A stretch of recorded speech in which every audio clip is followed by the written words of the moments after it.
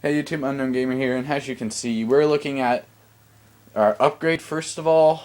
Some of you guys might have seen what we're doing next, but actually, yeah, I'll take that no more controller vibration. I don't mind that at all. That's actually pretty nice. I've never really upgraded that skill before. I had somewhere I'm really close to being max level, but I never upgrade that one for some odd reason. Now, next thing, as you guys can see, we had a commit last week, which is actually very interesting to me. And and also we'll look through the rest of recruiting really quick since we have a commit. This is what I'm going to do. Whenever we have a commit, we're going to look through all recruiting. Robert Craig, he might commit soon, and he's actually a really good scrambler. Justin Rhodes, we're starting to put almost everybody out of the race. Texas will probably get their visit in, but even with their visit, I don't see them making a comeback. And Stanford, they'll get pushed out because our visit's before theirs. And right now, if we had a visit this week, we would actually knock Texas and Stanford out. I should have scheduled the visit earlier. That's my fault on that one. Marcus Bradley, this guy, he's gonna commit here. I don't see any other place that he commits. I mean, the other schools are close, but we're putting points in between us. John Allen, not putting any points on him. He's probably going to commit. Tackles, C.J. Lewis. I really hope we get that kid, because that kid will end up being a starter if we get him. Jamar Brooks, I think we'll get him. It's just we got to stay in the race. Centers, we already got our center. Defensive ends, Johnny Bradley. This is going to be interesting, this race. It was going to be really interesting. Defensive tackle, nobody we're going for there. Roger Kent, we're not going for him.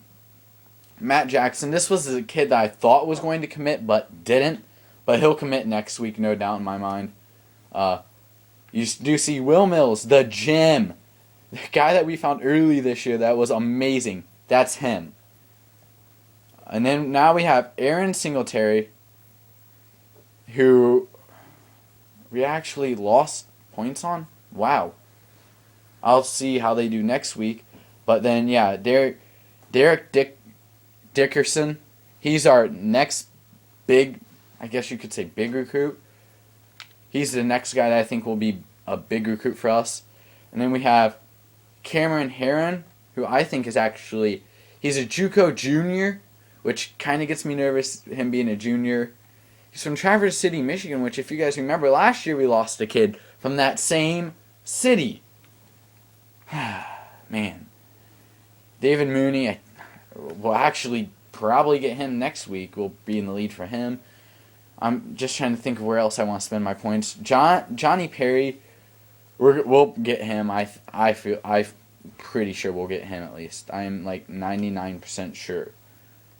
Yeah, we're gonna get him. Seth Bailey, we're not gonna even be able to get him. Or Joey Lehrer, I think that's how you pronounce it. Now the question is, who's the next guy I go for? Other than, of course, wait, there's another cornerback I actually added. Where is he? He was actually really good. It wasn't Trent McDonald, I don't think. I offered him a scholarship, I thought. Oh, must not have. I scouted him at least. Didn't I? No, I did not. Gosh, dang, I was slacking. Well, since I'm not going to waste any more points, we'll give Cameron Herron those, and then we'll put the rest of them on the quarterback, Robert Craig, because let's face the fact, chances are we're not going to have Reynolds for much longer. Let's look at top classes, though. Let's see. We are the 5th best class. Wow. That's bullcrap. This will change, though. This will definitely change.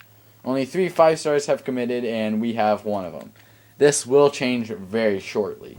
Trust me on that. There's no way that we're going to remain 6th.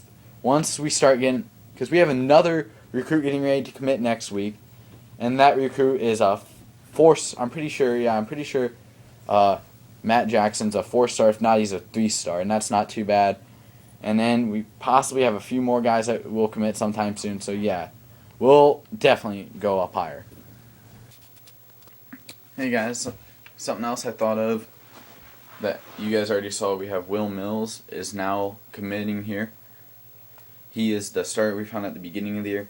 Something else I'm going to add in this series is I'm going to play this game against Stanford, but every year I'm going to add something where I'm going to have to sim one conference game every year.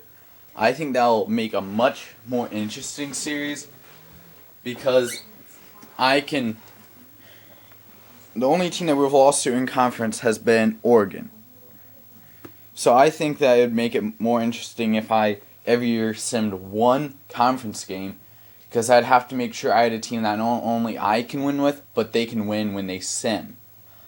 I personally feel it'd make it more interesting because I would have to build a good all-around team, good bench, good everything. And I'd have to make a team that could run the game plan, not how I'd go. So that's my own personal opinion. If you guys disagree with it, tell me in the comments. If you don't, then don't tell me. But this year, I probably will. I'm probably going to do it this year, but tell me if you don't want to see it next year. But like I said, I think that will make a much better series. And right here on kickoff, let's see what Elvria can do. Elvria gets through the middle. I thought for sure we were going to lose yards on that one. But Tarek Reynolds, one of the first plays I've ever had to int right at 250 yards passing. Which, if you don't know, in this game, it's what they say is it's right where you start getting bonuses for good passing games. That's the exact yardage mark. So I thought that was kind of weird that he got exactly 250 yards. And he's currently second in the Heisman running, and the only person ahead of him is Johnny Manziel. And Johnny Manziel in this game, and it's weird because I've done other dynasties. It seems like in some of them he stays for all 4 years, and he either goes pro his sophomore year or stays for all 4 years. He never goes pro his junior year.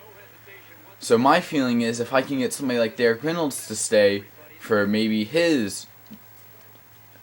until his junior year, I'm hoping that maybe then he stays for his senior year. I'm hoping it's like some coding in the game, because I watched like Hurricanes, and he had Andy McKenzie and guys like that, and all those guys, all those juniors stay.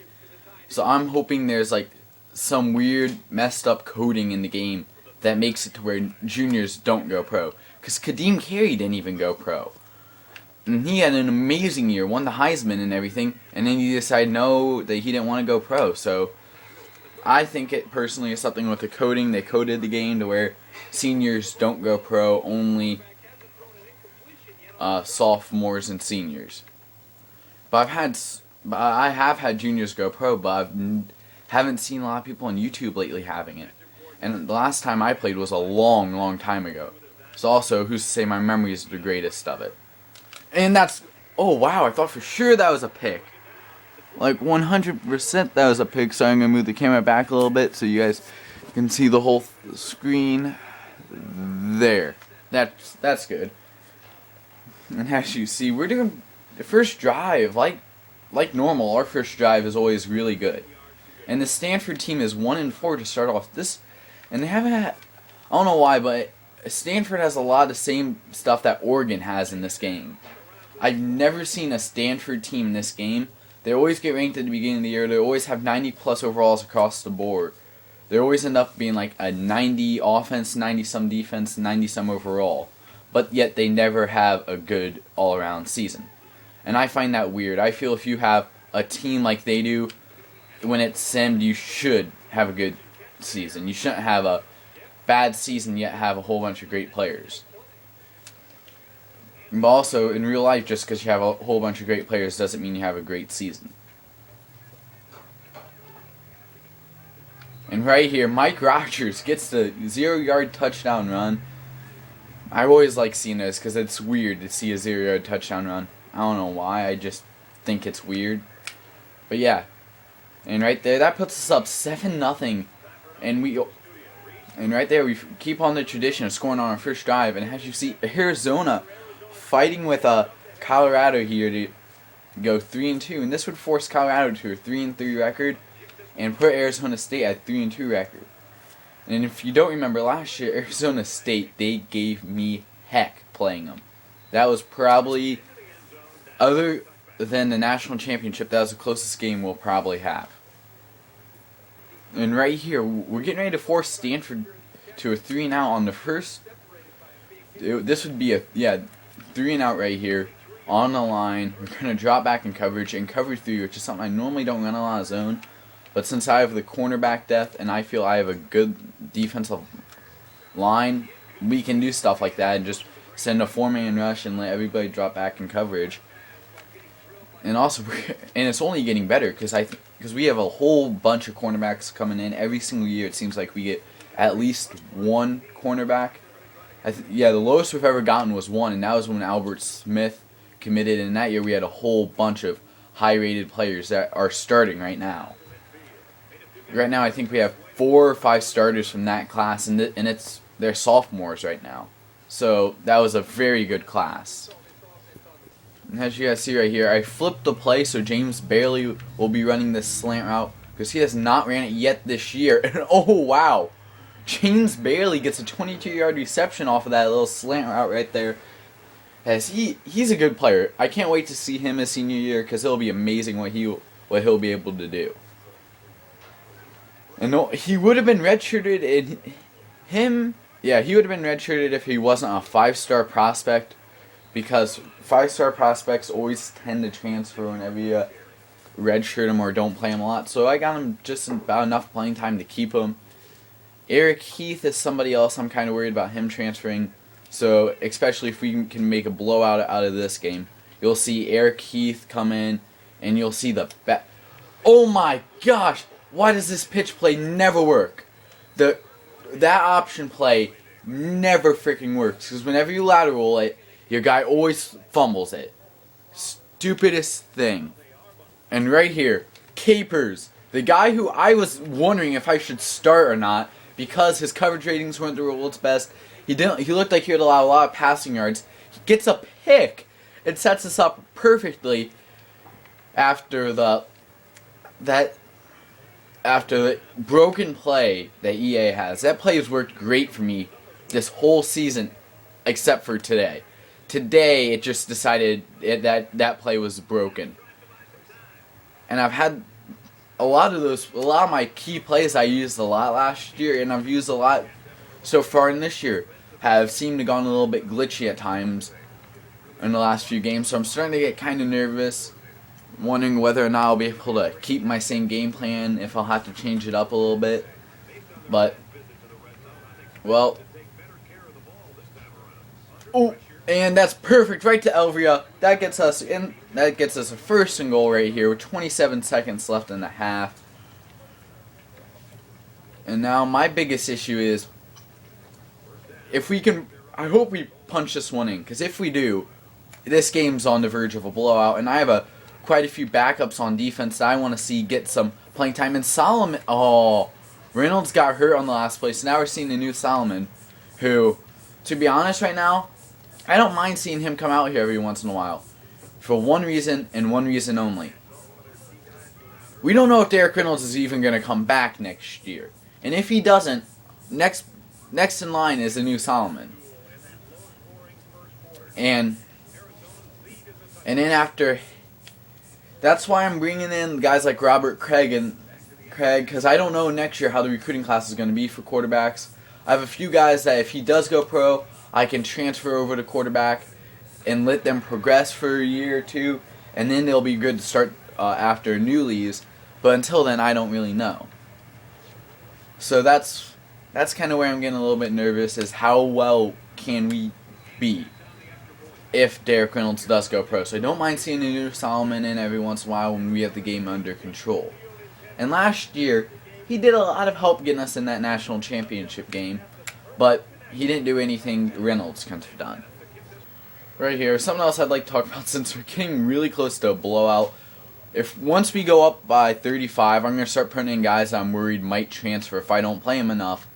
Like, for example, Eric Heath, and there's a cornerback who I'm thinking about giving him some wildcat formations later in the year, depending on how we do. If we start if we start finding a need for a few more trick plays, or we see an opponent that trick plays might be the best thing we can do, I'll probably line him up at quarterback using wildcat formations and stuff like that, just to throw the opponents off. USC would be a great example.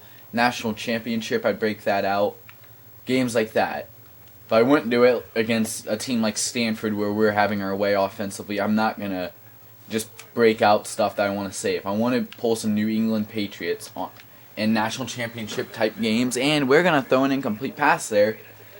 And now it's 4th and 9. But based on how our defense has been playing, yeah, I was going to say, I don't feel the least bit nervous going for it on 4th and 9 with the way our offense has been playing throughout the day and how our defense has been playing throughout the day. I don't feel the least bit nervous going for that. I don't feel like if we don't get it, that's a face mask. We got a face mask too. Please be a 15-yard. Please be the 15-yard face mask. That is one of the best plays we've had today. Thank you so much. The best offensive play we get all day is, well, not the best, but the best running play we've had is thanks to penalty. And oh my gosh, we cannot get a hole for Mike Rogers. I know it's kind of a little bit his fault. He doesn't have the world's best acceleration, but it doesn't help when every time he's turning a corner, there's a guy asking him how his day has been. We're definitely not running this play. I hate it when it does that. It roundables itself. But Mike Rogers will probably be open right over the middle, and yep, he is. And he drops the ball. Classic running back for this team. Kadeem Carey is the only sure-handed running back we've ever had in this series. Makes you miss the days where we had Kadeem Carey. But also, I think Mike Rogers, he'll end up being like Kadeem Carey. He has the ability to break tackles, and T.J. Johnson sure isn't going to be the next Kadeem Carey, especially not with weak juke moves like that. And Chris Palmer gets the field goal, so now we go up 17-0 going into half. We should be up 21-0. We should, but man, we just got to work. This is why I want to get a whole bunch of power running backs and then 1 or 2 elusive running backs. And for a perfect example of the power running backs I'm talking about is Mike Rogers. And then I want some guys like Justin Rhodes who I can bring in coming off the bench every once in a while just to change things up and have somebody that's really elusive. That way they can't just put out big heavy linemen out. They're going to pass the ball, and I'm used to them. That was a great pass. Right here. It's time that we just drop back in coverage here on 3rd and 18. I really want to get another pick. If there's a game where we're going to get a lot of picks, it's today. Because there's no way that we don't... Oh, Capers! Wayne Capers dropped his 2nd pick of the day. Right now, he's a senior. Yeah, he's the senior safety who, if you remember, like I said earlier in this video, look at the off-season videos. In the off-season videos, I was trying to determine whether or not Redmond or Morgan would start over him. I didn't know who was going to start at strong safety. And I'd actually forgotten about it because he had done a great job so far. And he still didn't have a pick, and he had still done an amazing job. Now with all the picks he's gotten, with the pick and that would have been a touchdown right there, and him coming over and stopping it. He's proven to me that he deserves the starting spot that he got at the beginning of the year. Reason he got it was he had the speed, and oh wow, that's not what I wanted to see right there. That was an open guy. If I hit him a little bit earlier, that's a touchdown. Instead, it's a pick now, and it puts him up at the midfield.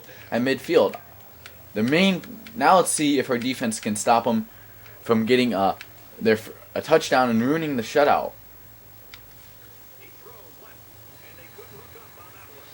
Wow, we just gotta drop back in coverage right now. That's what's worked today is when I've run like cover 2.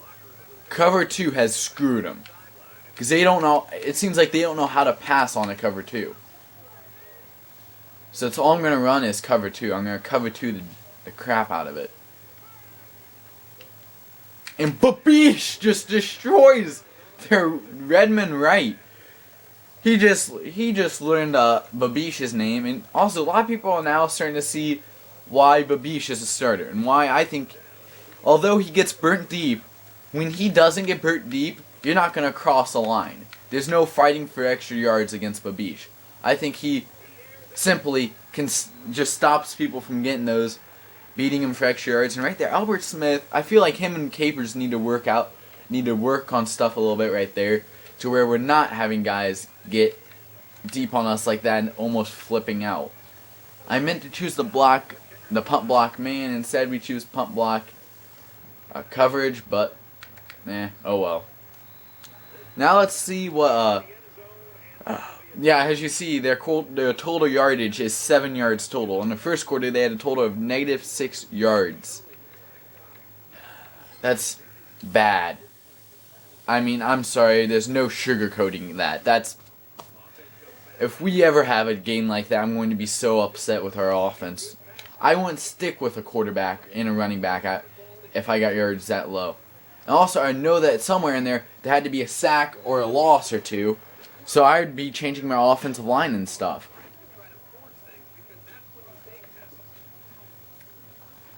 Yeah, I guess I'll go with Kurt Herbstreit and wait, hold on. Are they gonna press our guys?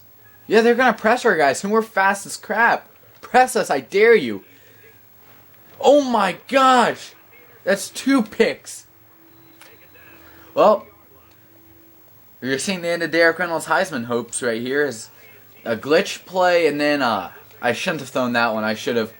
Yeah, I realized that was a bad pass. I had RB wide open on that play. If you watch it, I had RB wide open. Like, there was no way that I could have missed him. I would have had to have been one of the worst players in this game to miss that. And Holiday picks that off in a pile of. I mean, there was a giant U, and in the dead center of the U was Devin Holiday. And that's who he hit, was Devin Holiday. And right here, all you guys missed, is the stick play. We hit Richards on the slant, and Richards just runs in for a touch.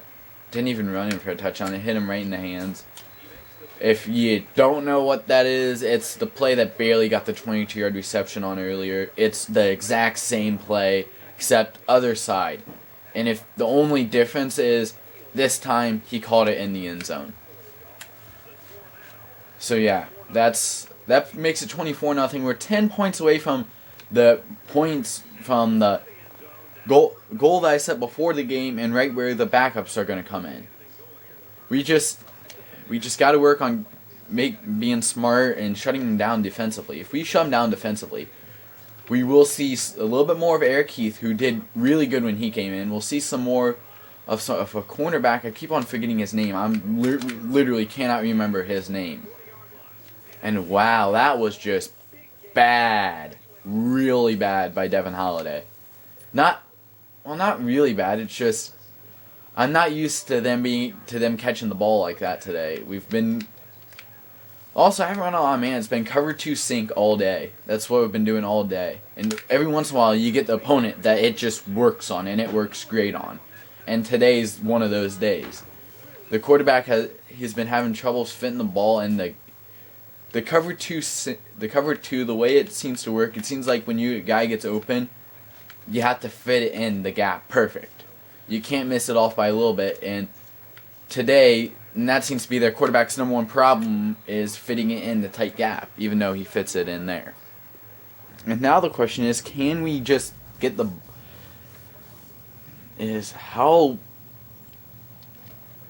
what's happening to the offense? This is not good. Normally we get more points than this. We average right around the 40s, and now today we're down to in the low 20s. And part of it is we haven't gotten the yards that we normally do. Normally we have quite a bit of yards. Instead, today we're looking at 238, which normally is how much we get passing the ball alone.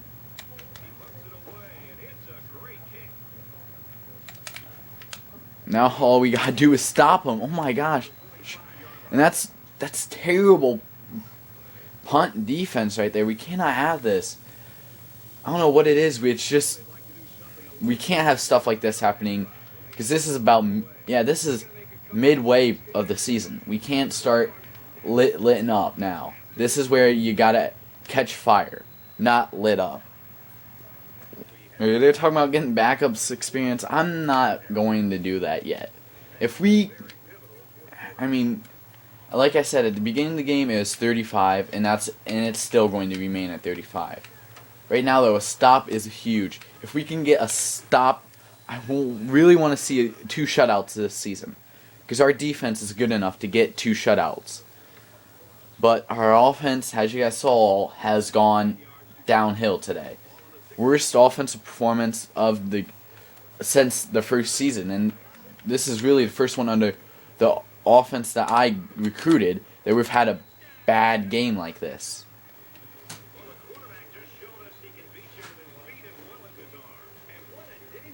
He's wrong. That doesn't make any sense. He can beat us with his feet as well as his arm.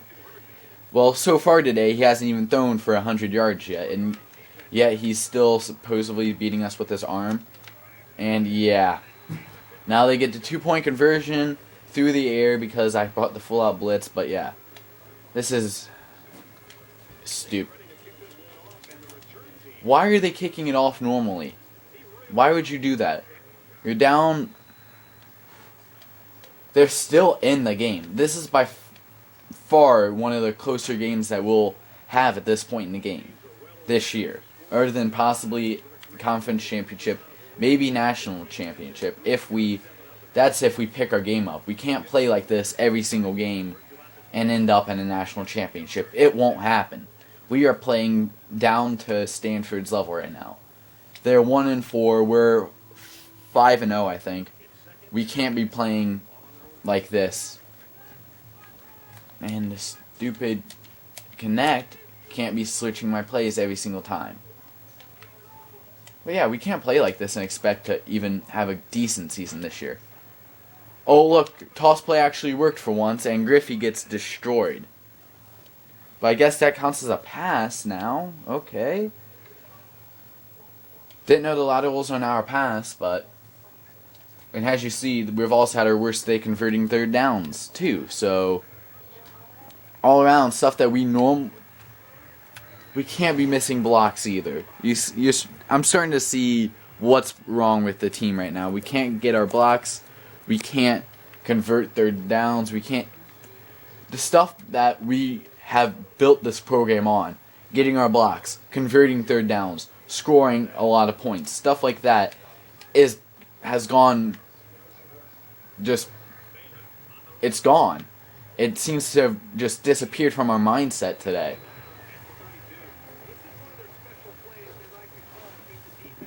And right there, that's something else. I'm going to try that a few more times later in the year.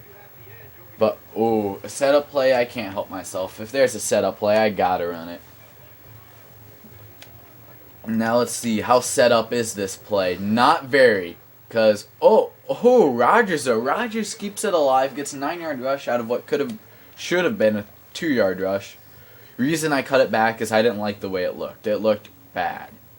It was one of the setup plays you knew from the beginning it was going to go absolutely nowhere.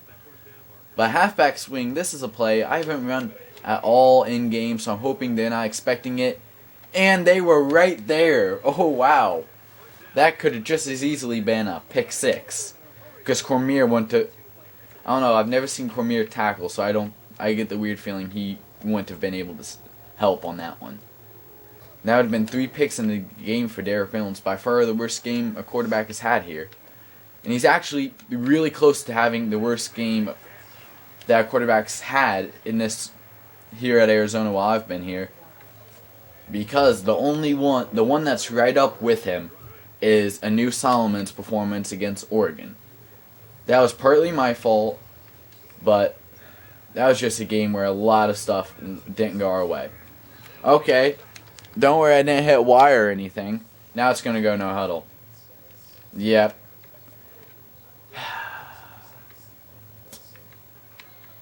This game is so bugged. I swear. And this play's not going to work because of the way the blocking is. Big shocker. Blocking fell apart. Who would have guessed? Right from the line.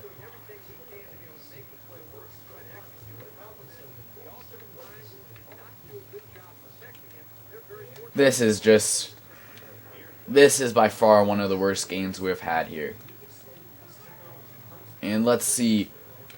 Griffey actually does save it though. Gets a touchdown that puts us where we get at least 30 points. So it's still by no means the lowest scoring game we've ever had here. I think we scored 14 points against Oregon and we lost 14-17. We beat USC 17-14. I knew that year we weren't going to go undefeated. I knew coming in that first season, I knew somebody was going to beat us sometime. Because USC's good, Oregon was good, and all these teams were good. I knew the way we've been playing, we'd been having... Oh, wow. We really need to start doing some work. We only have 1 sack today. But something else, but like I was saying, I knew we weren't going to go undefeated that season because we can't beat... We were beating teams that were good. They were good, but they weren't national championship and undefeated type teams, and we were only beating them by 3 in luck combined. It's about time Albert Smith gets a pick this year, and because he got it like 4 last year, and I think that's his first.